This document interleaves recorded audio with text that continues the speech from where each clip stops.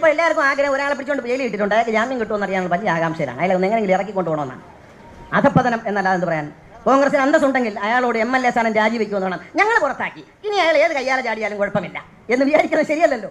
അയാളെ പുറത്തു പോകാൻ പറയൂ. ഞങ്ങളുടെ യൂറോപ്പിൽ കിട്ടിയ ഈ MLA സ്ഥാനം രാജിവെക്കൂ എന്ന് പറയാൻ ഒരു കോൺഗ്രസ് നേതാവിന് ധൈര്യമാണ്. എന്തോ ഒരു പേടിയുണ്ട്, എന്തോ ഒരു സാധനം ഏതാ ഉണ്ട്. കൊടുത്താൽ കൊല്ലത്തും കിട്ടും. അതാണ് ഇന്ന് കണ്ടേക്കുന്നത്. KB ഗണേഷ് കുമാറിൻ്റെ മുന്നത്തെ പേഴ്സണൽ സ്റ്റാഫായിട്ടുള്ള ഒരു സുധീർ എന്ന് പറയുന്ന ഒരു വ്യക്തി ഇന്ന് KB ഗണേഷ് കുമാറിന് എതിരെ പറഞ്ഞിട്ടുള്ള കാര്യങ്ങളൊക്കെ എല്ലാവരും കേട്ട് കാണും. KB ഗണേഷ് കുമാർ മന്ത്രിയായിട്ടിരിക്കെ ആ സമയത്ത് സോളാർ കേസുമായിട്ട് ബന്ധപ്പെട്ട് ഉമ്മൻചാണ്ടിയെ കുടുക്കിയതൊക്കെ നമുക്കറിയാവുന്നതാണ് അല്ലേ. സരിത ഇറക്കി കളിച്ചതൊക്കെ ആരാന്നെല്ലാം നല്ലതുപോലെ കേരളത്തിലെ ഒരു മറ്റേ ചാണ്ടി ഉമ്മൻ കഴിഞ്ഞ ഒരാഴ്ചയ്ക്ക് മുമ്പ് പറഞ്ഞ പോലെ ഏതോ ഒരു കൊച്ചു കുഞ്ഞിനെ വരെ അറിയാവുന്ന കേസാണ് ഇത്. സരിത ഇറക്കിയതും ഇപ്പം സരിതയുടെ അവസ്ഥ ഇപ്പം എന്താണെന്നും എല്ലാം നമുക്കറിയാം. ഞാൻ അതിൻ്റെ ചെറിയൊരു വോയിസ് വേണമെങ്കിൽ ഒന്നുകൂടെ വെച്ച് തരാം. ഇതിനു മുമ്പ് ഒരു വീഡിയോയിൽ ഞാൻ വെച്ചാണ്. സരിത എന്ന് പറയുന്ന ആ സ്ത്രീ ഇപ്പം നരകിച്ച് ഒരു അസുഖം പിടിച്ച് കിടക്കുവാണ്. ഞാൻ ചെറിയൊരു ക്ലിപ്പ് അവർ പറയുന്നത് ഞാൻ വെച്ച് തരാം.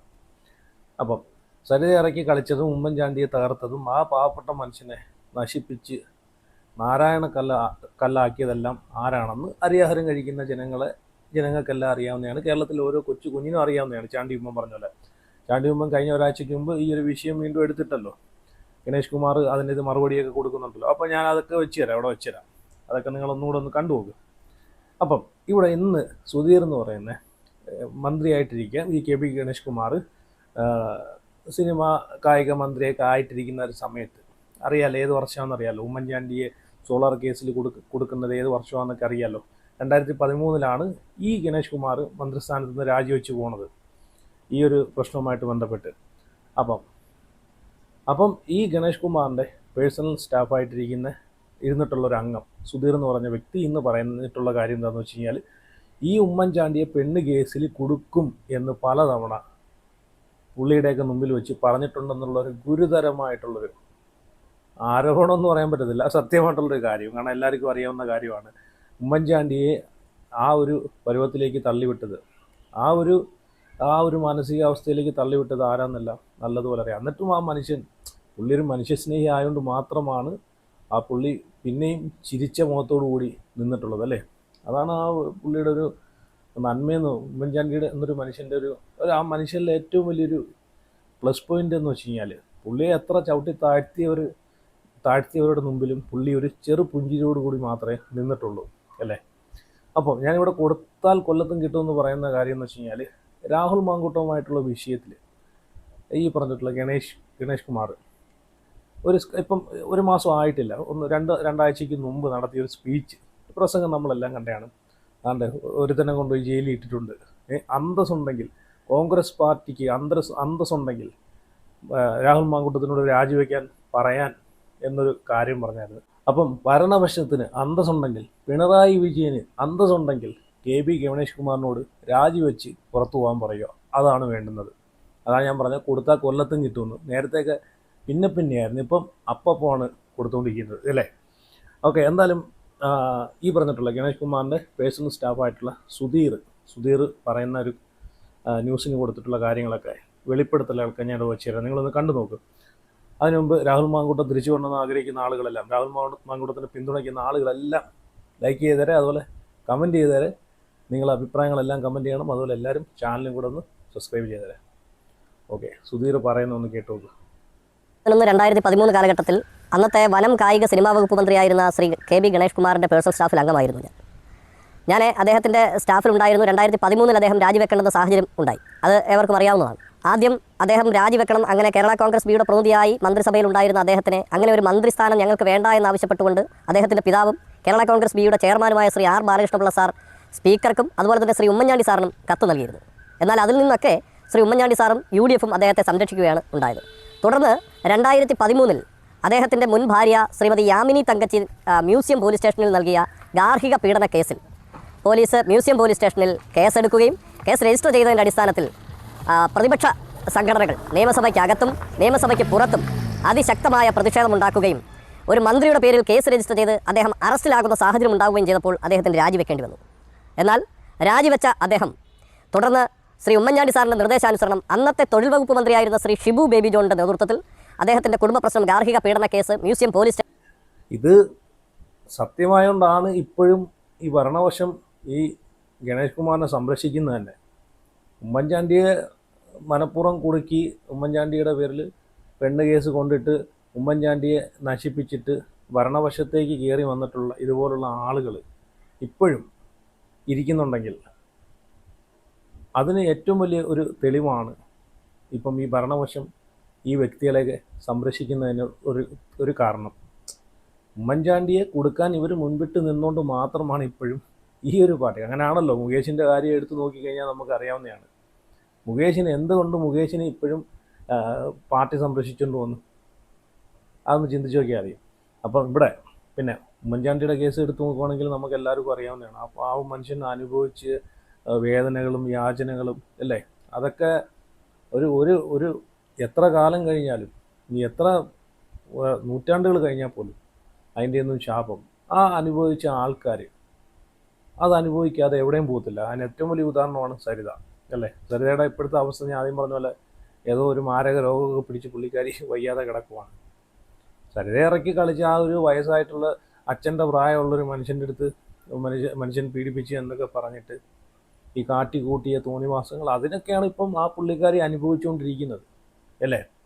ഇവിടെ ഈ ഗണേഷ് കുമാറിന് ഉമ്മൻചാണ്ടിയോടുള്ളൊരു വിരോധം അത് പലതവണ ഉമ്മൻചാണ്ടിക്ക് പണി കൊടുക്കും, പീഡന കേസിൽ ഞാൻ അകത്താക്കും എന്നൊക്കെ പറഞ്ഞിട്ടുള്ളതായിട്ട് ഈ സുധീർ എന്ന് പറയുന്ന ഈ പേഴ്സണൽ സ്റ്റാഫ് പലവട്ടം പുള്ളി കേട്ടിട്ടുണ്ടെന്നാണ് പറയുന്നത്. ഒരു പക്ഷേ ഞാനിപ്പോൾ ഈ ആലോചിക്കുന്നത് ഇയാൾക്കൊക്കെ നട്ടലുണ്ടായിരുന്നെങ്കിൽ ആ പാവം മനുഷ്യൻ അന്ന് അനുഭവിച്ച ആ വേദനകളൊക്കെ കണ്ടിട്ട് ആ സമയത്ത് ഇയാൾക്കൊക്കെ വല്ലതും വാ തുറന്ന് സംസാരിച്ചിടുമായിരുന്നു അല്ലേ. അന്ന് എനിക്ക് തോന്നുന്നു അവർ കൊടുത്തിട്ടുള്ള വല്ല നക്കാപ്പിച്ചെങ്ങാനും മേടിച്ച് ഞണ്ണി കാണും, അതൊക്കെയാണ്. അല്ലാതെ ഇത്രയും വർഷം പുള്ളി എവിടെ പോയിരുന്നു? ഇതൊക്കെ അന്നേ പറഞ്ഞായിരുന്നെങ്കിൽ, സത്യം അന്നേ അറിഞ്ഞായിരുന്നെങ്കിൽ ആ മനുഷ്യനെ ഇത്രയും ഇട്ട് ക്രൂശിക്കത്തില്ലായിരുന്നു അല്ലേ. അപ്പോൾ എല്ലാം കഴിഞ്ഞതിന് ശേഷം ഇപ്പം ഉമ്മൻചാണ്ടിയെ പൊക്കി പിടിച്ചുകൊണ്ട് നടക്കുന്ന ഒരുപാട് ആളുകളുണ്ട്. പുള്ളിയെ ഏറ്റവും ക്രൂശിച്ച ആളുകൾ തന്നെയാണ് ഇന്ന് പുള്ളിയെ പൊക്കി പിടിച്ചുകൊണ്ട് നടക്കുന്നതും അല്ലേ. എന്തായാലും കൊള്ളാം. ഇനി ബാക്കിയോടെ കേട്ടോ. എന്നാൽ തുടർന്ന് മന്ത്രിയാകുവാൻ ആഗ്രഹിച്ച ശ്രീ ഗണേഷ് കുമാർ UDF നേതൃത്വത്തെയും ഉമ്മൻചാണ്ടി സാറിനെയും ഒക്കെ അത് അറിയിക്കുകയും ചില സാങ്കേതിക കാരണങ്ങളാൽ, ചില രാഷ്ട്രീയ കാരണങ്ങളാൽ അദ്ദേഹത്തിന് മന്ത്രിയായി തിരികെ വരാൻ കഴിയാത്ത ഒരു സാഹചര്യമുണ്ടായി. ഈ സാഹചര്യത്തിൽ ഞാനൊരു കോൺഗ്രസ് പ്രവർത്തകനായി യൂത്ത് കോൺഗ്രസിൻ്റെ മാവേലിക്കര പാർലമെൻറ്റ് ജനറൽ സെക്രട്ടറിയായി അന്ന് പ്രവർത്തിക്കുന്ന കാലഘട്ടത്തിലും ഇദ്ദേഹവുമായി നല്ല അടുപ്പം സൂക്ഷിച്ചിരുന്ന ഒരാളാണ് ശ്രീ ഗണേഷ് കുമാർ സാറുമായിട്ട്. ഗണേഷ് കുമാർ സാറിനോടൊപ്പം നല്ല അടുപ്പം പുലർത്തിയിരുന്നത് കൊണ്ട് തന്നെ, നല്ല അടുത്ത ബന്ധമുള്ളപ്പോഴും തന്നെ അദ്ദേഹം പലപ്പോഴും പറയുമായിരുന്നു തിരികെ മന്ത്രിയാകാൻ കഴിയാത്ത സാഹചര്യത്തിൽ ഉമ്മൻചാണ്ടിയെ ഞാൻ കാണിച്ചു കൊടുക്കാമെന്നും ഉമ്മൻചാണ്ടിയെയും UDF നേതാക്കന്മാരെയും ഞാനൊരു പാഠം പഠിപ്പിക്കുമെന്നും പെണ്ണ് കേസിൽ പ്രതിയാക്കുമെന്നുമൊക്കെ അദ്ദേഹം നമ്മുടെ മുഖതാവിൽ സംസാരിച്ചിട്ടുണ്ട്. അപ്പോഴൊക്കെയും നമ്മളൊന്നും തന്നെ തിരികെ പറയുമായിരുന്നില്ല. ഇദ്ദേഹം തിരികെ മന്ത്രിസഭയിലേക്ക് വരട്ടെ എന്ന് ആഗ്രഹിച്ചിരുന്ന ആളുമാണ് ഞാൻ. പക്ഷേ പിന്നീട് 2013 കഴിഞ്ഞ് 2015 ശേഷം നടന്ന നിയമസഭാ തെരഞ്ഞെടുപ്പിൽ അദ്ദേഹം വീണ്ടും ഇടതുപക്ഷത്തോടു കൂടി അടുത്തുകൊണ്ട് പത്തനാപുരം നിയോജകമണ്ഡലത്തിൽ നിന്ന് മത്സരിക്കുകയും അദ്ദേഹം വിജയിക്കുകയും ചെയ്തു. എന്നാൽ സോളാർ സ്കാം കത്തി നിൽക്കുന്ന സാഹചര്യത്തിൽ സോളാർ കമ്മീഷൻ്റെ റിപ്പോർട്ട് പുറത്തു വരുമ്പോൾ, സോളാർ കമ്മീഷൻ്റെ ശിവരാജൻ കമ്മീഷൻ റിപ്പോർട്ട് പുറത്തു വരുമ്പോൾ അതിൽ അറിയാൻ കഴിഞ്ഞത് ശ്രീമാൻ ഉമ്മൻചാണ്ടി സാറിനെയും അതുപോലെ തന്നെ UDF നേതാക്കന്മാരെയും ലൈംഗിക ആരോപണത്തിൽ പെടുത്തിയിരിക്കുന്നു, ലൈംഗിക കേസുകളിൽ പെടുത്തിയിരിക്കുന്നു.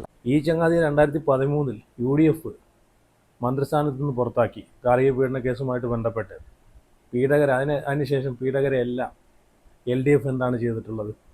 പിടിച്ച് പാർട്ടിയിലേക്ക് കൊണ്ടുവന്നിട്ട് മന്ത്രിസ്ഥാനം കൊടുത്ത് അവിടെ ഇരുത്തി. അങ്ങനെയുള്ള ആളുകളാണ് ഇവിടെ രാഹുൽ മാങ്കൂട്ടത്തിനെ പുറത്താക്കണം, രാഹുൽ മാങ്കൂട്ടം രാജിവെക്കണം, രാഹുൽ മാങ്കൂട്ടത്തിനെ അയോഗ്യനാക്കണം എന്നൊക്കെ പറഞ്ഞുകൊണ്ട് വരുന്നത് അല്ലേ. ഇനി സരിതയുടെ ഇപ്പോഴത്തെ അവസ്ഥ നിങ്ങൾക്ക് ആർക്കെങ്കിലും ഒന്ന് കേൾക്കണമെങ്കിൽ സരിത തന്നെ പറയുന്നത് ഞാനിവിടെ വെച്ച് തരാം. നിങ്ങളൊന്ന് ജസ്റ്റ് ഒന്ന് കേട്ട് നോക്ക്. കുറച്ച് ഭാഗം ഞാൻ വെച്ച് തരാം. ആന്തരിക അവയവങ്ങൾ എല്ലാം തകരാറിലാവുക, ക്യാൻസർ പോലുള്ള രോഗങ്ങൾ വരിക, ഇതൊക്കെയാണ് അതിന്റെ ലക്ഷണങ്ങൾ. പറ്റില്ല ഘട്ടം ഘട്ട സംഭവം അല്ല, ഒരുപാട് കാരണങ്ങൾ അതിനകത്ത് വന്നിട്ടുണ്ട്. അവർക്ക് ഇത് ഇങ്ങനെയുള്ള അസുഖങ്ങളുടെ എന്താ പറയാ അതിന്റെ സോഴ്സ് എങ്ങനെയാണെന്ന് അവർക്ക് കണ്ടുപിടിക്കാൻ പറ്റത്തില്ല. വർഷങ്ങളായില്ല, ഇപ്പൊ 2018 തൊട്ട് തുടങ്ങിയതാണിത്. അപ്പൊ ഇനിയിപ്പോ നോക്കണം സാർ അതെന്താണ്. ഈ സ്ലോ പോയിസൺ കഴിച്ചാൽ പ്രഥമ ദൃഷ്ട്യാ പെട്ടെന്ന് കണ്ടുപിടിക്കാൻ പറ്റില്ല, ഘട്ടം ഘട്ടമായിട്ടാണോ ഉണ്ടാവുക? അതെ അതെ അതെ, അത് നമ്മളറിയില്ല. ഈ നമ്മുടെ ശരീരം മുഴുവൻ തളരുക, ആന്തരിക അവയവങ്ങൾ എല്ലാം തകരാറിലാവുക, ക്യാൻസർ പോലുള്ള രോഗങ്ങൾ വരിക, ഇതൊക്കെയാണ് അതിന്റെ ലക്ഷണങ്ങൾ. അല്ല, ഇത് നമുക്ക് ഓട്ടോ ഇമ്മ്യൂൺ റിവേഴ്സ് ആയതാണ്. അതായത് നമ്മുടെ ഇമ്മ്യൂണിറ്റി പവർ പൂർണ്ണമായി നമ്മുടെ അല്ല പോകുന്നതല്ല അതിനകത്ത് പ്രശ്നം. ഇത് ഇമ്മ്യൂണിറ്റി പവർ നമ്മളുടെ നല്ല ശരീരത്തിന്റെ കോശങ്ങളെ ഡിസ്ട്രോയ് ചെയ്തുകൊണ്ടിരിക്കുകയാണ്. റെഡ് സെല്ല് നശിപ്പിക്കും. അതെ, നല്ല സെൽസിനെ നശിപ്പിക്കും. അപ്പം ഓട്ടോമാറ്റിക് ആയിട്ട് നെർവിനെയാണ്, എന്റെ കാലിലെ നെർവുകളെയൊക്കെയാണ് എഫക്ട് ചെയ്തത്.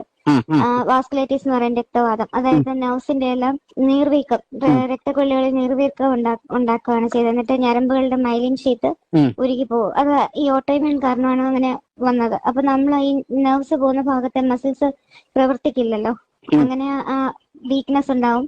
അപ്പൊ ആദ്യമൊക്കെ എക്സ്ട്രീമിറ്റീസ്, അതായത് കാലുകളിലും കൈകളിലുമാണ് വന്നത്. പിന്നീടാണ് ഇപ്പം ചില സമയത്തൊക്കെ കണ്ണുകളെ ബാധിക്കും. പിന്നെ അതിന് ട്രീറ്റ്മെന്റ് എടുക്കുമ്പോൾ ആദ്യം കണ്ണുകൾക്ക് വരുന്ന സമയത്ത് തന്നെ ട്രീറ്റ്മെന്റ് എടുത്താൽ കുറച്ച് റിവേഴ്സ് ആവും. പിന്നീട് വീണ്ടും ആഴ്ചകൾക്ക് ശേഷം ഇത് വരും.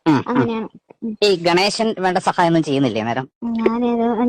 ഞാൻ ആരുടെ ഒന്നും സംസാരിക്കാറില്ല. എന്നാലും അദ്ദേഹത്തിന്റെ ഒരു കുട്ടിയല്ലേ, അപ്പം ആ കുട്ടിയെ നോക്കാനുള്ള ബാധ്യത അദ്ദേഹത്തിനല്ലേ? നമ്മൾ ആ കമന്റ് ഒഴിവാക്കുന്നു. കേട്ടല്ലോ, ആ മനുഷ്യൻ പല സ്ഥലങ്ങളിലും പറഞ്ഞിട്ടുണ്ട്. അത് ചിരിച്ചുകൊണ്ടാണ് പറഞ്ഞിട്ടുള്ളത്, ഞാനൊരു തെറ്റും ചെയ്തിട്ടില്ലെന്ന്, അല്ലേ? ആ മനുഷ്യനെ, ആ പാവപ്പെട്ട മനുഷ്യനെ ചെരുപ്പ് വരെ എറിഞ്ഞിട്ടുണ്ട്, അല്ലേ?